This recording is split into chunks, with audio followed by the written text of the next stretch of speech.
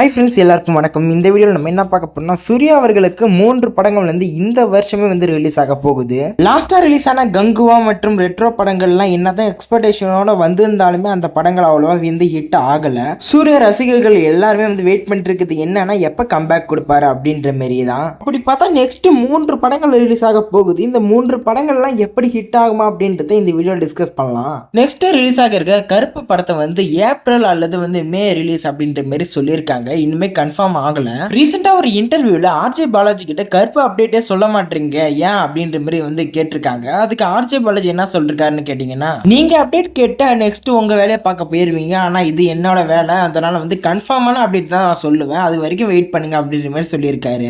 ஏற்கனவே சொன்னது என்ன, செகண்ட் சிங்கிள் ரிலீஸ் ஆகும், அதுல ரிலீஸ் டேட் இருக்கும் அப்படின்ற மாதிரி சொல்லியிருந்தாரு. இப்போ வந்திருக்க தகவல் என்னன்னா, எலெக்ஷனுக்கு அப்புறம் தான் கன்ஃபார்மான ரிலீஸ் டேட் சொல்ல முடியும் அப்படின்ற மாதிரி சொல்லிட்டு இருக்காங்க. இந்த கருப்பு படத்தை பொறுத்த அளவுக்கு ஒரு ஃபேமிலி என்டர்டெய்னராகவும் ஒரு காட் மோட் அதாவது டெவோஷனல் வைவும் இருக்கும் அப்படின்ற மாதிரி சொல்றாங்க. இந்த படத்துல சூர்யா லாயராகவும் ஒரு காடாவும் இருப்பார் அப்படின்ற மாதிரி சொல்றாங்க. கண்டிப்பா இந்த படம் சூர்யாவுக்கு கம்பேக் கொடுக்கறதுக்கு நிறைய வாய்ப்புகள் உண்டு. ஏன்னு கேட்டீங்கன்னா, ஆர்ஜே பாலாஜியை பொறுத்த அளவுக்கு ஃபேமிலி என்டர்டெய்னராகவே இருந்தாலுமே ஒரு காமெடி ஆக்ஷன் எல்லாமே ஒரு கமர்ஷியல் படமா எடுத்திருப்பாரு. அதனால ஒரு பெரிய எக்ஸ்பெக்டேஷன் பெரிய நம்பிக்கை ஆர்ஜே பாலாஜி மேல இருக்குது.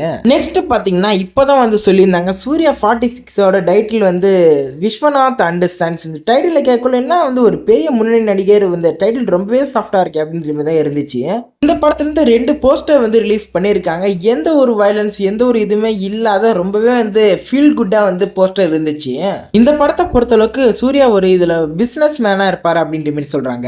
இந்த படம் ஃபுல் அண்ட் ஃபுல் ஒரு ஃபேமிலி என்டர்டெய்னர் ஃபீல் குட்டா இருக்கும் அப்படின்ற மாதிரி சொல்றாங்க. இந்த போஸ்டரை பார்க்கக்குள்ள எனக்கு டாடா ஃபீல் வந்துச்சு. எனக்கு மட்டும் இல்ல, சோசியல் மீடியாலுமே நிறைய பேர் இப்படிதான் சொல்லிட்டு இருக்காங்க. இந்த படத்தோட கதையை பொறுத்தளவுக்கு ஒரு சிங்கிள் பேரண்ட் அவங்களோட பையனை வளர்க்குற மாதிரி அப்படின்ற மாதிரி சொல்லிட்டு இருக்காங்க. சரியா கன்ஃபார்ம் ஆகல.